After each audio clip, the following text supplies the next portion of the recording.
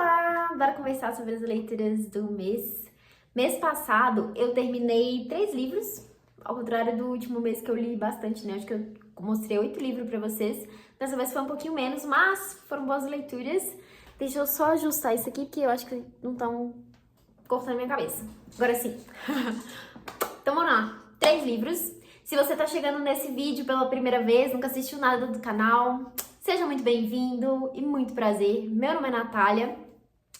Por aqui a gente conversa sobre literatura, compartilho com vocês aí um pouquinho das minhas leituras, da minha rotina aí como leitora e a gente conversa sobre os livros.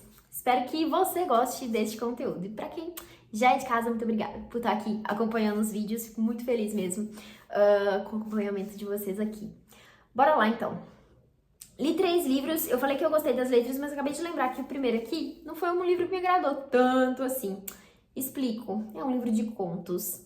É o livro Colchão de Pedras, da Margaret Atwood, 9 contos perversos. Esse livro foi publicado pela Rocco com tradução da Mayra Parula. Eu comentei um pouquinho sobre esse livro num vídeo de vlog.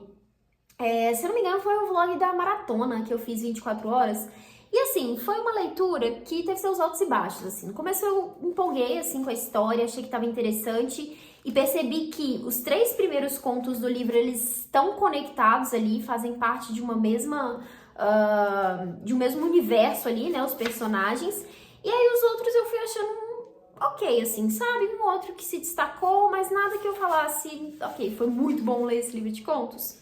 Então, os 3 primeiros eu acho que foram os que eu mais gostei, vão trazer perspectivas diferentes aí de uma mesma história, que é essa mulher que ela é escritora de livros infantis juvenis, daí ela ficou muito famosa, muito conhecida, e daí ela tem esse histórico com um outro escritor também, um poeta, que é um cara meio egocêntrico assim, se acha demais, e daí eles tiveram um relacionamento no passado, e ela relembra um pouco disso no momento atual que ela tá, ela tá vivendo ali o luto pelo marido dela, que acabou de falecer, ela tá meio que sozinha. Ela lembra desse cara, e daí no segundo conto a gente tem justamente a perspectiva dele com a nova esposa dele. E por fim a última que meio que traz uma junção dessas duas histórias com uma conexão entre os pontos que acontecem ali nesses 2 contos. Eu gostei bastante. Esse aqui realmente funcionou muito bem pra mim. Deixa eu só... Toda hora eu interrompendo o vídeo, né? Queria só diminuir o brilho pra ver se diminuía esse reflexo do meu óculos. É ruim, né? Porque fica aparecendo um negócio aqui, parece que tá... Não dá pra ver meus olhos direito, mas é difícil gravar sem o óculos. Enfim, continuando. Tem uns outros contos aqui, alguns que são bem legais, outros bem ok, e outros que eu não entendi, assim, o propósito.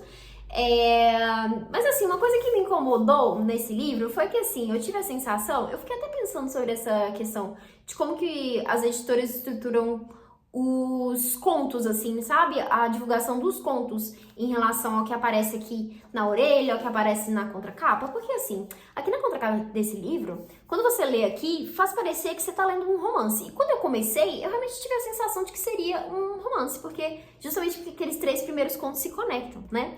E aí quando você lê aqui a orelha, também passa essa impressão, sabe?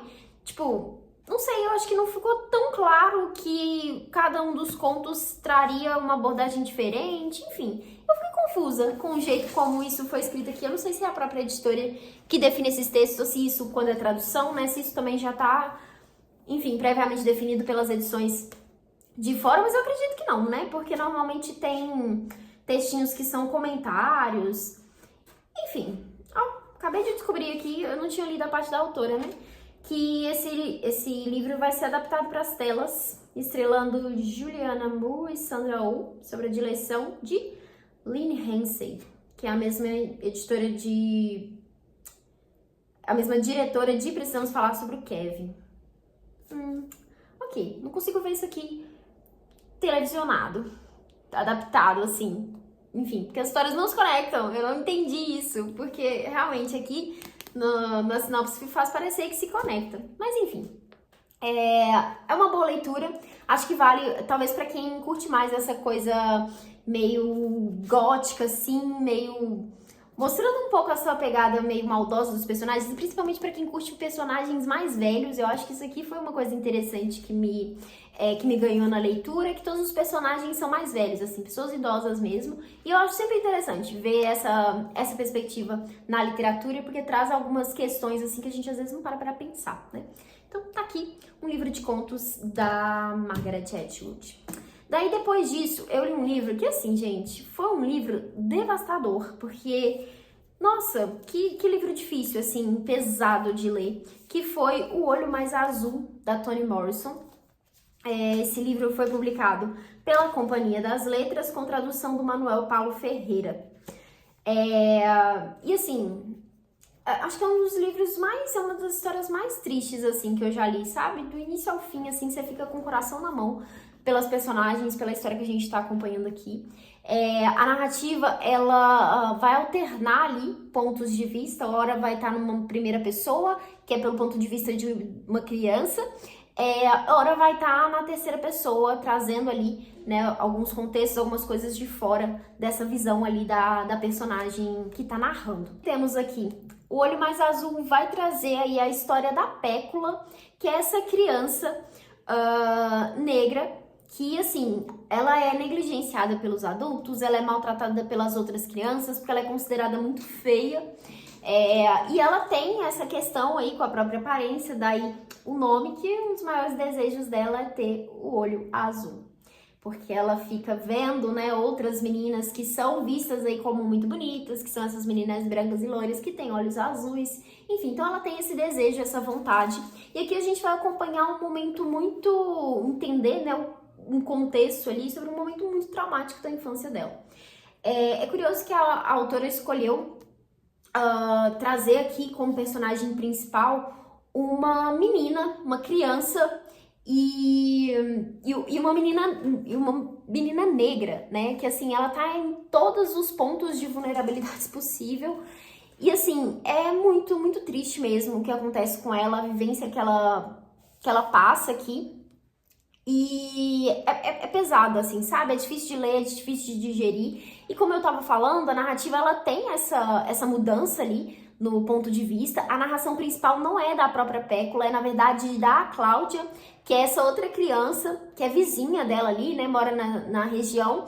E que a Pécula meio que foi morar na casa dela por um tempo depois do que aconteceu, né? Os pais dela, da Cláudia, no caso, ficaram responsáveis por cuidar da Pécula. E daí é esse ponto de partida ali na narrativa, né? Que ela conta que ela passou um tempo ali com ela. E aí a gente vai entendendo um pouquinho do porquê chegou nesse lugar, o que aconteceu com a Pécula. E, assim, a narração da Cláudia é muito interessante porque é essa coisa mais infantil, né? Então a gente percebe ali muitos pontos inocentes, né? Muita coisa que ela não consegue entender, que ela não consegue compreender a respeito do que tá acontecendo ali. Também tem muitas reflexões aí sobre raça, classe social e gênero, né? Eu acho que são pontos aqui que, assim, várias coisas mesmo que a gente consegue captar a respeito disso aqui no livro, e a autora consegue trabalhar tudo isso muito bem, assim. A gente vê, né, toda essa violência, essas pequenas violências que acontecem em diferentes cenários ali. Enfim, e aí essa questão do ponto de vista, né, da narrativa foi uma coisa que me pegou, assim, que me impediu de dar, tipo, 5 estrelas pra essa leitura, sabe? Teve uns momentos ali na parte da segunda metade pro final que eu, não sei, me incomodei um pouco com a troca da narrativa ali, as pessoas que começaram a aparecer e que começaram a narrar ali a história, né? Na verdade, a perspectiva que essa narrativa tomou, porque, não sei, eu senti que, não sei, descolou um pouco ali. Eu acho que eu consigo entender a escolha da autora, inclusive tem um pós-fácil aqui que é bem legal, assim, que ela vai falar um pouco sobre isso, né, sobre a produção do livro, e eu acho que depois que eu li eu também entendi melhor, assim, o porquê que ela quis trazer aquilo ali, mas me incomodou um pouquinho, né, como leitora foi uma coisa que enquanto eu estava lendo aquilo ali não me agradou tanto. Eu acho que poderia ter seguido por uma outra perspectiva ali, mas enfim, é um livro maravilhoso, apesar de ser muito sofrido mesmo, assim, é uma questão aqui muito, muito pesada. Mas é incrível, assim, a escrita da Toni Morrison é maravilhosa e eu quero muito ler mais coisas dela. Foi ótimo ter conhecido a autora por causa desse livro aqui. E, enfim, é isso. Muitas reflexões mesmo. Acho que poderia falar muita coisa sobre essa leitura. Foi, inclusive, um livro que li em leitura coletiva. E, enfim, foi maravilhoso ter conversado com outras pessoas sobre essa narrativa aqui. Fica a indicação de leitura. Se você ainda não leu nada da Toni Morrison, tá aqui um livro que é assim, é triste, é devastador, mas vale muito a pena. E agora, para finalizar esse vídeo, a minha melhor leitura do ano até agora. E assim, um livro que eu acho que virou favorito da vida, que é O Retrato de Dorian Gray, do Oscar Wilde. Gente, que livro maravilhoso. Eu comecei o livro com essa sensação, sabe, de que ia virar um livro favorito. É interessante ver como que a gente tem essa percepção. E ela, engraçado porque, assim, era um livro, era um clássico, assim, já ouvi falar, já tinha conhecimento, assim, bem especial sobre o que era a história, mas nunca achei que ia ser tudo isso, sabe? Que eu ia gostar tanto, assim. E, gente, olha só o tanto que eu anotei nesse livro, eu rabisquei, marquei, e, assim, me envolvi com essa história de um jeito que, assim, amei mesmo. Só pra dar um contexto pra quem não conhece, o Dorian Gray é esse cara aqui, muito bonito. Ele é visto como uma pessoa muito bonita por todo mundo. E daí ele tem aí seus privilégios por causa disso. Sem contar, é claro, que ele é rico, né? Ele tem muita grana ali, ele consegue se dar muito bem na vida por vários motivos. Mas essa questão da beleza, que é uma coisa que o autor trabalha bastante aqui, é um dos pontos aí que leva ele a conseguir coisas com facilidade. As pessoas simplesmente acham ele muito agradável, muito maravilhoso, todo mundo se inspira nele, enfim. E daí, no começo desse livro aqui, a gente tem um pintor, que é o Basil, que tá fazendo um retrato do Dorian. E aí, nesse momento que ele tá fazendo esse retrato, aparece um amigo do Basil, que é o Harry, Lord Harry, ou Henry, acho que é Harry mesmo. Enfim, daí chega esse amigo dele que tá ali, conhece o Dorian, e eles começam a conversar ali nesse momento que o Basil tá fazendo o retrato dele. E daí o Harry, que assim, pra mim é o melhor personagem dessa história, ele começa a falar um pouco sobre essas teorias da vida, fala sobre essa questão da juventude, da beleza, e daí ele coloca umas ideias ali na cabeça do Dorian, que o Dorian, assim, carrega consigo muito forte. Ele começa a acreditar em tudo que o homem tá falando pra ele. E aí ele leva aquilo ali muito a sério, né? Ele começa a ter essa noção do quanto a beleza dele pode ser importante e impacta ali a forma como ele se relaciona com as outras pessoas. Enfim, ele tinha consciência disso, mas não tão claramente, sabe? É a partir dessa conversa que ele começa a ver isso. E aí, no meio dessa conversa, o Basil termina o retrato e ele vai mostrar o retrato. E daí, o Dorian Gray faz um pedido que é o seguinte. Ele fala, meio exaltado ali, os dois são muito dramáticos, muito exagerados. E daí, ele meio que fala assim, quem dera se o quadro preservasse... se ele conseguisse, o contrário, se ele conseguisse manter a beleza e a juventude e o quadro fosse quem envelhecesse no lugar dele. E daí, depois de um certo acontecimento que acontece na vida dele, ele percebe que esse pedido se tornou realidade. O quadro realmente está envelhecendo no lugar dele, enquanto ele mesmo permanece ali imaculado.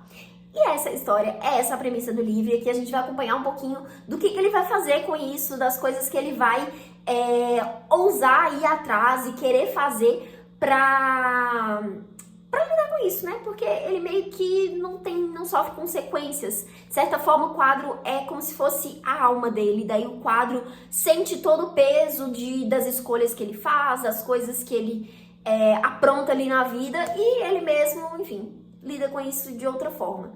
E assim, gente, é maravilhoso todas as reflexões que tem aqui sobre essa questão da beleza, da juventude. O Harry, como eu disse, é um ótimo personagem. O cara, toda vez que ele aparece na história, é pra soltar uma frase dessas de efeito assim. E ele solta um monte, ele faz muitas reflexões, e ele se contradiz em algumas coisas, mas ele tá nem aí, ele só quer causar causa, assim, nas conversas que ele tá. A visão que ele traz ali sobre a sociedade é muito interessante, discordo de muita coisa do que ele disse, obviamente, mas ele é um personagem muito interessante. A forma como ele se posiciona, como ele tenta influenciar o próprio Dorian Ele mesmo ali, depois daquela primeira conversa que ele tem com ele fala, não, acho que o Dora é uma pessoa ótima para eu poder, para ser meu projeto pessoal. Vou pensar aqui o que mais que eu posso influenciar esse cara a fazer, porque ele claramente é muito influenciável, sabe? E, enfim, eu adorei esse personagem. O próprio Dorian também é um personagem muito interessante, a gente entende um pouquinho mais da consciência dele, surgem muitas dúvidas aqui, muita indignação com as coisas que ele tá fazendo, com as decisões que ele toma, com a forma como ele pensa, sabe? Tive muitas dessas, assim. E também fiquei muito surpresa com várias partes da história. Assim, chega num certos acontecimentos que, nossa, o autor consegue descrever ali tudo muito bem, sabe? Você fica tenso, você fica chocado. Enfim, é maravilhoso. Acho que o livro também traz muito desse aspecto meio gótico, assim, né? Principalmente nessa versão aqui dos 20 capítulos. Que tem toda uma questão que é acrescentada ali, que traz um pouco desse suspense, enfim, dessa questão toda mais trabalhada ali, desse cenário meio gótico. Inclusive me lembrou essas cenas finais ali, me lembrou um pouco O Médico e o Monstro, né? Em vários momentos, na verdade. O Médico e o Monstro foi um livro que me veio na memória quando eu tava lendo isso aqui, que inclusive é outro livro maravilhoso, e eu descobri que foi publicado mais ou menos na mesma época, né? Então acho que faz sentido a conexão aí justamente pela narrativa, pela forma como era escrito. Mas enfim, eu amei isso aqui, eu acho que eu poderia falar muito mais sobre essa leitura, enfim, conversando um pouquinho sobre as reflexões que isso aqui me fez ter e, enfim, com certeza vou reler isso aqui em algum momento. Só para explicar essa questão das versões, o Oscar Wilde publicou esse livro, primeiro ele escreveu o livro como uma novela, e daí essa novela tinha 13 capítulos, então ele era mais curtinho. E daí depois, para fazer a publicação, ele precisou acrescentar alguns capítulos, isso ele e o editor dele, eu sei que tem algumas polêmicas em relação a isso, mas enfim, acrescentou alguns capítulos para se transformar em um romance e ficar um pouco mais extenso, que é essa versão que eu tenho aqui. E daí esse livro foi publicado. Ele também editou algumas coisas ali, tirou algumas partes do livro, porque tinha ali toda uma questão a respeito da homossexualidade, né, que tem vários pontos aqui que dão a entender, né, que os personagens são homossexuais, e naquela época isso era, né, se não me engano, inclusive um crime, né, ele é preso justamente por isso, o livro é usado contra ele no tribunal. E, enfim, então tem toda essa questão, todas essas polêmicas envolvendo a construção do livro. Eu quero muito pesquisar um pouco mais sobre o autor mesmo, conhecer um pouco mais sobre a história dele, porque eu vi bem por alto, assim, as coisas que aconteceram, inclusive essa questão toda da prisão dele, enfim. Mas eu acho que me parece um autor muito interessante para se conhecer mais. E, enfim, achei curioso compartilhar aí sobre essa questão das edições. A maioria das edições aqui no Brasil são com os 20 capítulos, mas tem duas que tem a versão de 13 capítulos, que meio que seria a versão sem censura, né? Que, se eu não me engano, é a publicada pela Darkside e pela Biblioteca Azul. Vou deixar as versões escritas aqui na descrição, então quem tiver curiosidade, quiser procurar sobre isso, acho que vale a pena. Eu sei, inclusive, que a edição da Biblioteca Azul é uma das mais completas, né? Ela tem notas ali, tem um texto introdutório que fala bastante coisa ali, é bem interessante. Quero, inclusive, comprar ela depois, porque eu li nessa daqui que eu tinha ganhado de presente. Ah, que presente maravilhoso. E, enfim, é isso. Acho que não vou ficar falando muito mais sobre esse livro aqui, não, porque senão vamos ficar aqui muito tempo. Provavelmente esse vídeo já durou mais do que o último vídeo de leituras do mês, que era tipo 8 leituras. Desse eu falei só sobre 3 e já estamos aqui há quase 20 minutos. Mas enfim, eu espero que vocês tenham gostado, que tenham se empolgado aí pra ler esses livros também. Se vocês lerem O Retrato de Dorian Gray, por minha indicação, me contem depois, vou adorar saber. E é isso. Desejo boas leituras pra vocês. Se vocês gostaram desse vídeo, não deixa de curtir aqui, compartilhar esse vídeo com outros leitores que possam gostar. Isso é muito importante pra continuar aí esse trabalho que eu faço por aqui. E é isso. Até a próxima.